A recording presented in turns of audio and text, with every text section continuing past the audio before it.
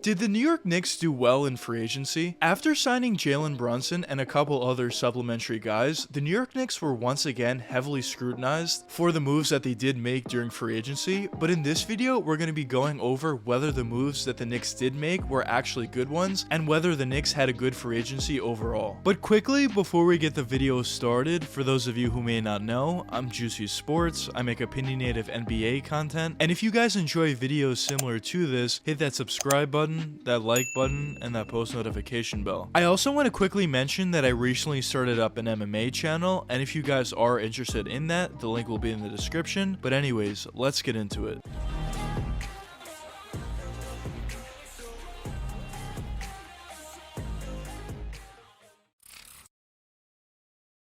When the New York Knicks traded away their pick on draft night in order to create some more cap space on top of getting some more future assets, it was pretty clear at that point that the Knicks thought they had a very good chance at signing Jalen Brunson. And when the Knicks made another deal trading away both Nerlens Noel and Alec Burks, it was even more obvious that the Knicks were all in on Jalen Brunson. And of course, right when free agency started, it was made official that the Knicks indeed did sign Jalen Brunson. And this was definitely somewhat of a scrutinized move by a lot of people in the media, not necessarily due to the player that Jalen is, but more so due to the fact that the Knicks, in their minds at least, had to trade away so many different players on the roster in order to acquire him, and it was obvious that Jalen Brunson wasn't necessarily a superstar type guy, so it was definitely somewhat of an interesting move, at least in their opinions. But in my opinion, I don't necessarily agree with this whatsoever, at least the point that they were trying to make, that the Knicks had to trade away so many different players in order to make room for Jalen, because when you look at who they traded away Nerlens Noel,